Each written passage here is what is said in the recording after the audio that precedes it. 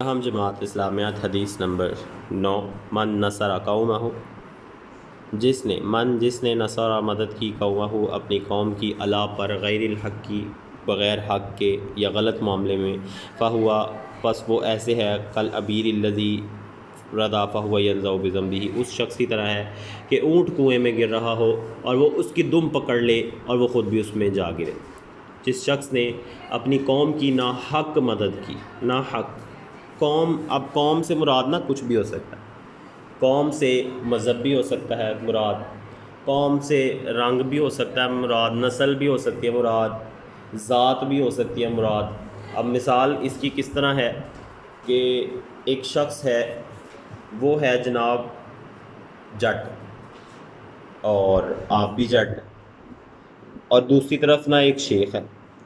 اب ایسا ہوا کہ جٹ اور شیخ کی ہوگی لڑائی، اور غلطی بھی جٹ کی ہے، لیکن کیونکہ وہ جٹ ہے تو آپ نے کہا نہیں نہیں نہیں نہیں، جٹ صاحب صحیح کہہ رہے ہیں، شیخ صاحب غلط کہہ رہے ہیں۔ تو اگر آپ نے ایسا کیا تو جٹ صاحب کو تو قیامت کے دن جوتے پڑیں گے ہی پڑیں گے، جٹ صاحب کے ساتھ آپ کو بھی جوتے پڑیں گے، اور آپ کو جٹ صاحب سے زیادہ جوتے پڑیں گے، ٹھیک ہے۔ اسی طریقے سے کرسچنز مسلم ہو گیا جی، ایک طرف مسلمان کھڑا ہے، آپ بھی مسلمان ہیں، دوسری طرف مسلمان کی غلطی ہے۔ اب آپ نے کہا نہیں نہیں نہیں نہیں، یہ بندہ جو ہے نا ٹھیک ہے، جو مسلمان ہے، آپ نے کہا نہیں نہیں یہ ٹھیک ہے، یہ ٹھیک کہہ رہا ہے، یہ کرسچن غلط کہہ رہا ہے۔ تو اب وہ جو مسلمان نے اگر غلطی کی ہے تو اس کو تو جوتے پڑیں گے ہی پڑیں گے، جس نے مسلمان کا غلط بات میں ساتھ دیا اس کو اس سے زیادہ جوتے پڑیں گے۔ دیکھیں، وہ کنویں میں گرنا تو ایک بات، اب آپ کنویں میں گرے ہیں اونٹ کی دم پکڑ کے، اونٹ کی دم پکڑ کے اگر کنویں میں گریں تو اس کا کیا مطلب ہے؟ پہلے آپ گریں گے، پھر آپ کے اوپر اونٹ گرے گا، تو اس کا مطلب ہے آپ گریں گے تو ایک نقصان، اور پھر اس کے بعد آپ کے اوپر جب اونٹ گرے گا تو پھر کیا ہوگا؟ پھر تو آپ کا کچومر نکل جائے گا۔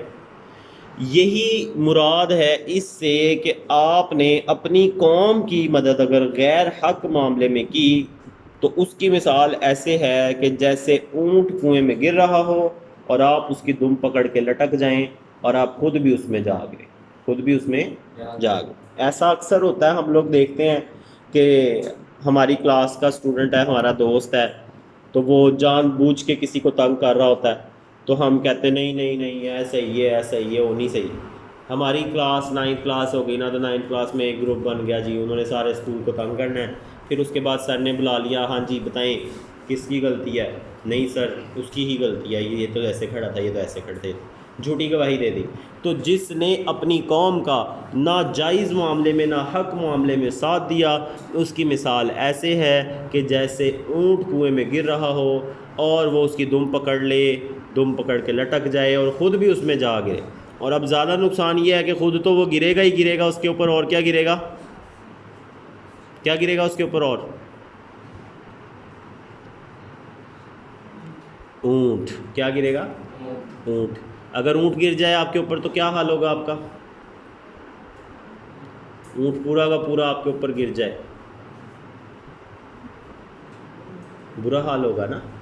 تو وہ دیکھ لیں۔ اب دیکھیں، کہہ رہے ہیں جی اس حدیث مبارکہ میں اسلامی اخوت کی بربادی اور اسلامی معاشرے کی تباہی کا ایک بڑا سبب بیان کیا گیا ہے، یعنی جو شخص کسی جھوٹے اور ناحق معاملے میں اپنی قوم قبیلے کا ساتھ دیتا ہے تو وہ اپنی قوم کے ساتھ اپنے آپ کو بھی تباہ و برباد کرتا ہے۔ اس لیے ہمیں چاہیے کہ ہم بھلائی اور نیکی کے کاموں میں قوم اور نسل یا زبان اور علاقے کی تفریق کے بغیر سچ اور حق کا ساتھ دیں، اور ناجائز کام میں کسی کا ساتھ نہ دیں، چاہے وہ اپنا کنبہ اور قبیلہ ہی کیوں نہ ہو، چاہے اپنا بھائی ہے، اگر غلط کر رہا ہے تو اس کو غلط ہی کہنا ہے۔ آپ اس کو صحیح نہیں کہہ سکتے، آپ اس کو بچا نہیں سکتے، اس کو جو سزا ہونی ہے وہ ہونی ہے۔